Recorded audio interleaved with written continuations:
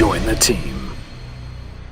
Hey, this is the McGuire Review, and today we're going to be taking a look at The Mysterious Forest by not iello, but iello. That is how you actually pronounce the name of this French-based company, iello like the color.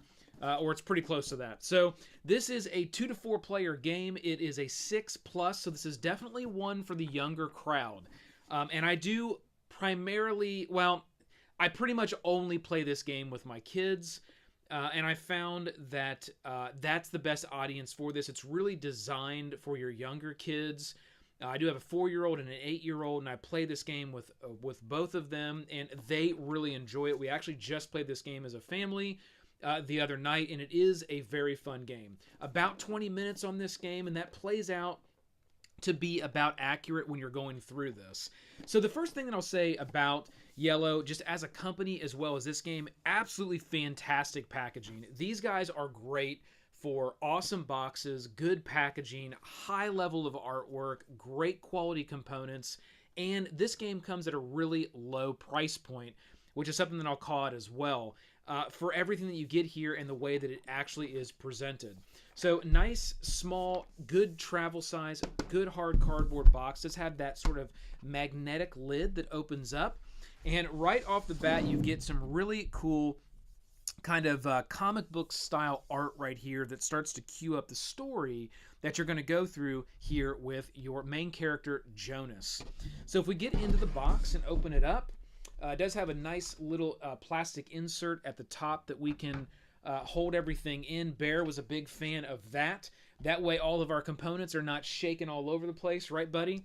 All right, you do have the manual that's right in here at the top, and that does follow a nice high color image text kind of layout. As you can see, very short. That's the whole game. It's the only thing that you're going to have with the rule set. You're going to be able to read through that in a matter of about 5 to 6 minutes, and you'll be ready to go. Here's the main backpack board here. On the back side, they did do some really cool art with the Loki character here, which is the little cunning fox, your best friend of the forest, and Jonas, our main character, as well as the forest you're going to be traversing through in this adventure. And on the other side is the backpack that you're going to need to fill up with your supplies to go on your adventure, and I'll show you how that works here in a second. And then the other things that you're going to find here are the rest of the components, which are going to be your cards, your awesome little Jonas minifigure, and we'll look at that here closer in a second because that is awesome. When we get it out of the box, Bear's going to load us up on a video, and our 4 dice cards, and then under that you have some various different shits. So let's go ahead and get everything out of the box that we're going to need. So we've got our cards. You do have 3 different types of cards.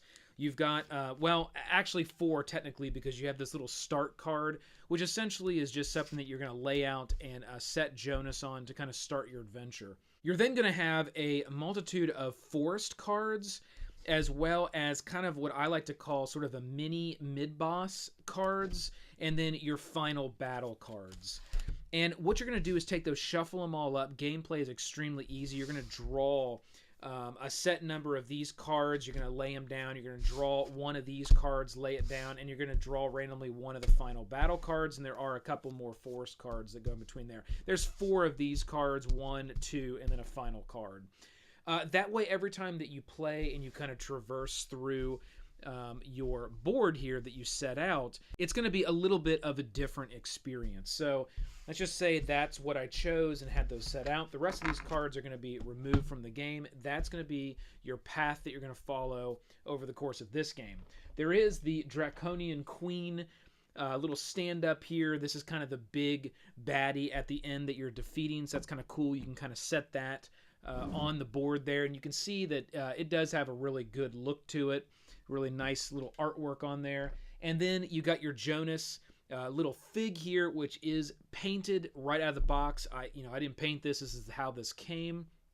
I love the sculpt on it with the backpack and the little wooden sort of makeshift sword, as well as just the overall figure just looks really good. They did a great job on the sculpt, great job on the paintwork, very high quality for a low-cost game like this. And, really it's not, I don't think it's not required for gameplay by any means. I mean, you're just kind of moving Jonas along as you go from, card to card. They could have done that with a token. you really don't need anything whatsoever, because you're basically just flipping over card after card. But the fact that they included this, I thought, was a really nice touch, and it really does add a level of theme to the game, level of height to the game, and the kids really like it. So, well done on adding little Jonas. I think that was a good add. We have our 4 dice, which are nice high-quality dice with the images sort of imprinted on. I'm not sure exactly if that's a kind of a baked-on sticker or what, but it's not a sticker that you can actually get your nail under and peel off. It's kind of baked into those dice, which is really nice. We've got those, and then you have a multitude, and I'll just get a few of them out here, of different chits, which represent materials you're going to collect that you'll need to take on your adventure to the Draconian Queen to defeat her.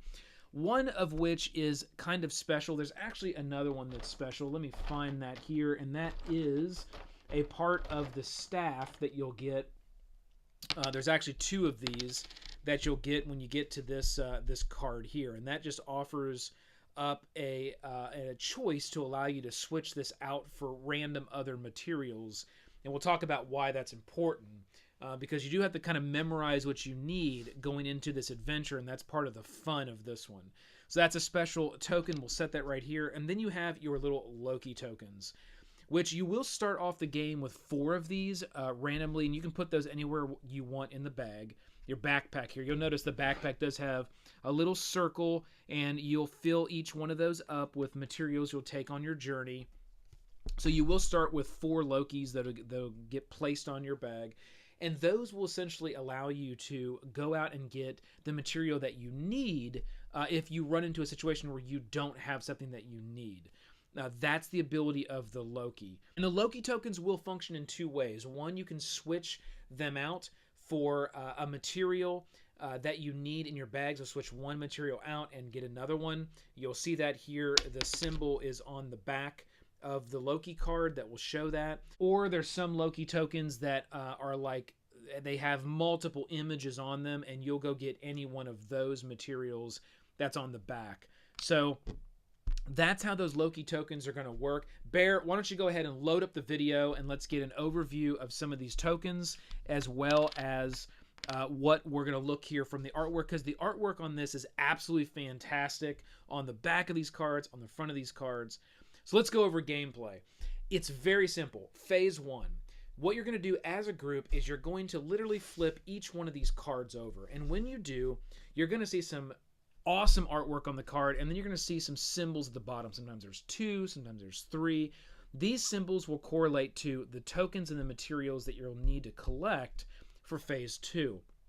So you'll flip that over, and as a group, you say, okay, we got a compass, we got a magnifying glass, we got a lotus leaf. All right, that's what we got so far. You'll put it back. Then you'll flip the next one over. Okay, we got a horn and a little bag of, looks like a little bag of gems. Okay, now we'll flip the next one over. Okay, we got 2 more lotus leaves and a magnifying glass. Now remember, on the first card, we had a magnifying glass and a lotus leaf. So now we have 3 lotus leaves we need, 2 magnifying glasses. There was a horn and a bag of money on this one. Okay, next one. And you'll just keep going and going. Now we got a compass. Okay, we got a couple of those we need. And we got a map. That's something new, so we need 1 map. And you'll go all the way through each one of these cards, all the way to the final boss card, and see what's needed for that final boss. And again, that's going to change because there's quite a few options you can pick from randomly. Then you're going to have to go into Phase 2, which includes each person rolling these dice, and they have the images of all the materials. You're going to pick 2 of those dice and say, okay, I rolled a compass, a cloak, a horn, and a map. Now, we only went so far, but let's say from the cards that we did flip over in our Phase 1, we know as a group we need a compass, we need a map, and we need a horn. So, you know what? There was 1 horn that I remember, and there was 1 map. So why don't we take those 2? Because you only can take 2 of the 4. And I'm going to grab a, I'm going to go in here and I'm going to grab a map and I'm going to grab a horn. Now I don't have any of those laid out here right now. So let's go here. Here's a horn, and let's get ourselves a map. Here's a map right here. And then that player is going to place those materials into the backpack anywhere that you would like. And then it would be the next player's turn. The next player would roll the 4 dice, and then they would choose 2. Whenever you do roll a Loki symbol, as I just did right there, you do have to pick up a Loki token and put that in your backpack, and then you can choose one other die of any other material that you want. So you are forced to kind of grab the Loki if you do roll that. And trust me, you want as many of those as possible, because those are going to give you lots of options in the materials that are in your backpack and being able to go back to the reserve and getting other materials. So you can see how this is going to play out. Phase 2, each player is going to keep rolling. You're going to keep going and going and going until this entire backpack is filled up. And then you're going to enter Phase 3. And you're going to hope that you were smart enough as a party to remember everything that you needed over that journey, and you've got that materials in your backpack. Now, you will be limited sometimes just on rolls. You may not be able to get all the materials that you need based on what you roll. That's where your Loki tokens are going to come into play. And remember, you will start the game with 4 of those in your backpack. So that's what's going to make up the offset or the balance for how you roll if you don't end up getting everything that you need. Now you're going to go through card after card. So Jonas is going to move. You're going to flip over the card, and you're going to say, okay, Lotus, a magnifying glass, and compass. And you're going to go to your backpack, and you're going to select those 3 materials. You're going to put it on the card, and after you've done that, you'll then be able to move Jonas to the next spot and flip over the next card, and so forth, all the way through. Now again, once you do get to this card here, kind of this midway boss, you will have the option after you fulfill what they are looking for. And again, this card has multiple different types of versions as well, so this will change up every time you play. This one basically says 1 random material as well as a Loki token has to be taken from your bag and placed here. And if you decide to do that, you can then gain these 2 tokens which make up the magic staff. And the magic staff will allow you to use each one of these tokens available to switch out for 1 random material item that you may need. So that is a choice. You don't have to, as players, fulfill that. You could decide, you know what, we think we have everything that we need. We don't really need to do that. You can skip right over this card and go to the next card. It's just an option to, again, offset rolling those dice and not coming up with everything that you might need. This gives you an option to have 2 more opportunities to switch out materials and make sure you got what you need to fulfill all of the cards. And that's really the game. That's the phase. If you get to the very end and you're able to have all the materials that you need and put out on all the cards, you win as a group. If you do not, you lose as a group. So it is very much a cooperative game. Each player does get a turn in phase 2 to roll those dice and decide based on the group's input on which materials they want to go with. And that's the game. It's that simple. So there's lots of great things here, I think, for kids, right? You've got the initial phase of reviewing each one of the cards and trying to memorize everything that's there, which I have a great time with my kids. They do a great job remembering all the different materials that they will need. Oh, we need 3 of this, 4 of that, 2 of that, 1 of this. You always forget at least 1 or 2 of these things, even with playing with adults, on what all is going to be needed for your adventure. And then you have the fun of rolling the dice and trying to then collect those materials, and then getting to that feeling of, wow, we rolled all the dice, we filled our backpack, but we don't have everything that we need. So we're going to have to rely on this guy here with the magic staff, or we're going to have to rely on our best friend, Loki the Fox, to go out and get those materials that we're going to need. And then phase 3, being able to go out and execute all of your planning and all of your collection to make sure you can defeat the Draconian Queen here at the end. So that is the Mysterious Forest. Very simple, very straightforward game, but high quality on the components, super low price point on this one, and great for younger kids. So definitely check this out and go pick it up if you see it, especially if you got younger kids. It's going to be a hit. Trust me, they'll have a blast with it. So hit that like, click the subscribe below to join the team, ring the bell. This has been the McGuire Review, and we'll see you next time.